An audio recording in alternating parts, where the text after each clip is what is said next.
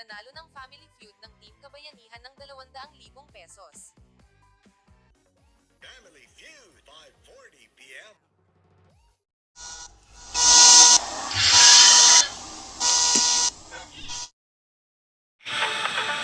Welcome to my episode that is called Nagmamano pa. That's okay.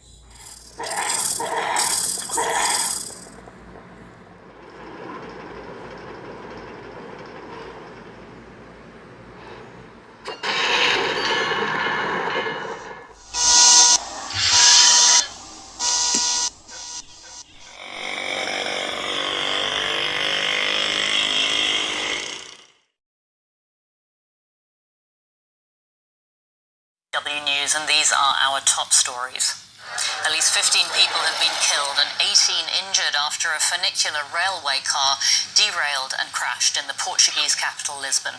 Witnesses said the iconic Elevador de Gloria careered down a steep hill and crashed into a building with force. Lisbon has suspended the use of all other funiculars as it investigates the cause. A United States federal court has overturned the Trump administration's funding cuts to Harvard University. Harvard sued after the government froze around $2 billion in research grants. President Trump accused the college of anti-Semitism and left-wing bias. The judge said President Trump violated Harvard's free speech rights in making the cuts. The White House says it will appeal. U.S. Secretary of State Marco Rubio has defended a deadly strike on a boat off the coast of Venezuela carried out by the U.S. military. Rubio claimed the vessel, which was allegedly operated by a Venezuelan gang, posed an immediate threat. He warned that such strikes would continue. This is DW News from Berlin, and you can find lots more on our website. That's dw.com.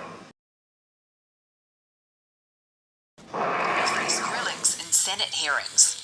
The African Union joins calls for the world map to accurately reflect the continent's true size. And as the NFL season kicks off, we spot the signs Taylor Swift may be named the Super Bowl halftime star. It's Thursday, September 4th. This is Reuters World News, bringing you everything you need to know from the front lines in 10 minutes, 7 days a week. I'm Kim Vanell in Wanganui, New Zealand.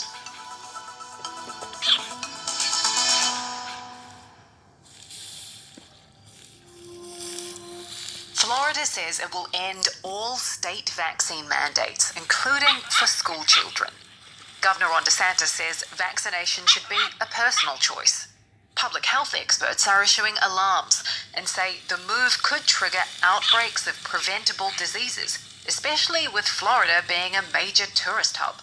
A half dozen or so vaccines can be rolled back by the state, but others will have to go to the Republican-dominated Florida legislature. Reuters' U.S. Health and Farm editor, Caroline Humer, says that raises more questions and concerns. There are questions about tourism. Florida is where Disney World is. It draws people from all over the world. So the concern amongst infectious disease experts that they were raising today is that if this mandate were to be lifted in Florida, there would be so many unvaccinated people there who attend these parks that visitors would come and they would travel back to their own states and bring the disease with them.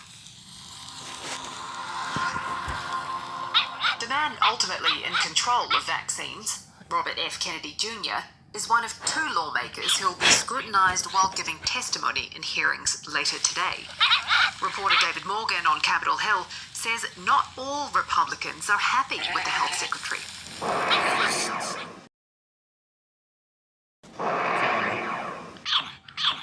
In Quezon City, it's 27 and cloudy. Tonight, the forecast is around 26 degrees with light rain. Light rain.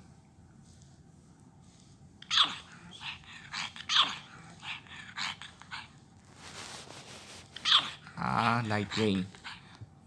Lived beyond 70. Today at 70, you're still a child. Is it raining tonight? It's likely. Tonight in Quezon City, there's a good chance of rain starting around 7 p.m. 7 p.m.? How much rain tonight?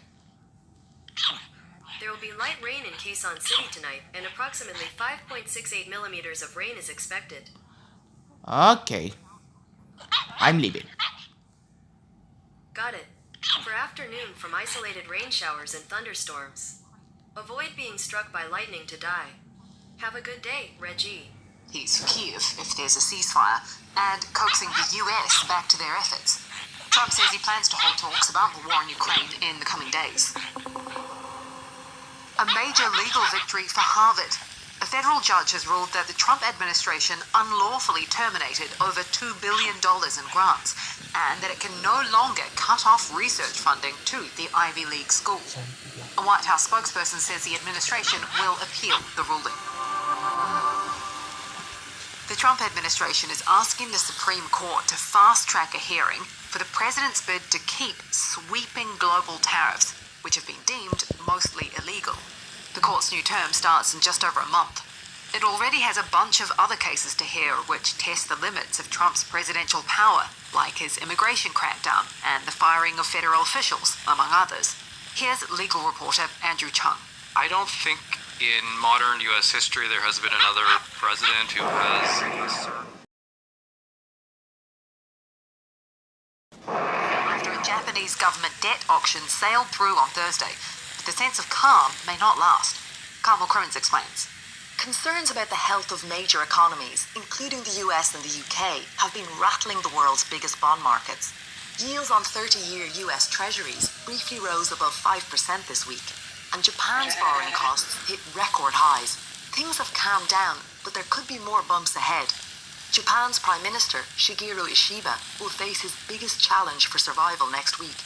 His party's going to vote to decide whether to hold a leadership race to replace him. Markets are focusing on Ishiba's fate because he's against tax cuts that could further worsen Japan's already battered finances. Lisbon's iconic funicular has crashed, killing at least 15 people. Emergency spokesperson Tiago Augusto says there are several foreign surnames among the dead. The world map you're probably used to seeing is one in which Africa is actually shown as much smaller than it is in reality. Now, the African Union is adding its voice to those calling for a change to a different map, one which shows Africa's true size. Senegal-based reporter Ayandeng Bior explains that Africa is actually big enough to fit the US, China, India, and most of Europe inside. I think there's a lot of people who don't feel like this is just a map, that this isn't just cartography, that it's perception.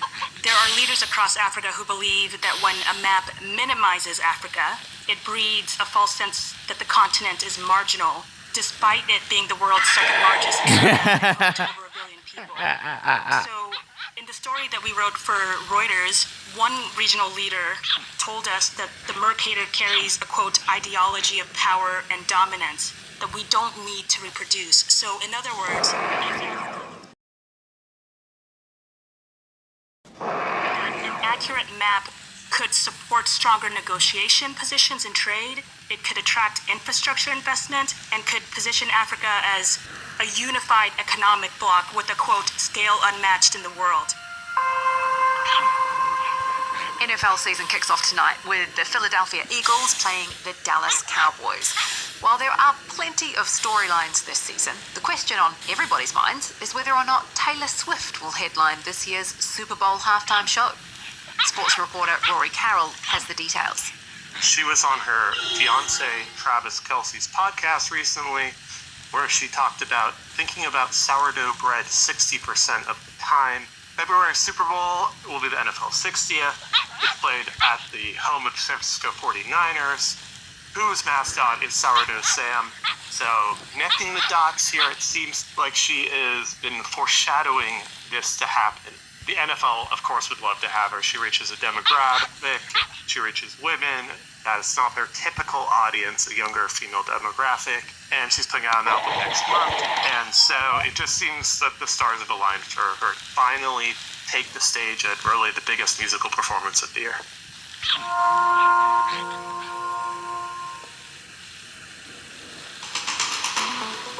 And for today's recommended read, back to Beijing, where after Kim Jong-un met with Putin, His staffers carefully wiped off all items he touched. Analysts say it's part of to hide any clues about his health and to counter foreign spies. We'll drop a link to that story in today's podcast description. For more on any of the stories from today, check out Reuters.com or the Reuters app. Don't forget to follow us on your favourite podcast player, and if you're listening on a smart speaker, just ask for the latest news from Reuters 7 days a week. We'll be back tomorrow with our daily headline show. That's it for your news updates. To see more stories, open Google News.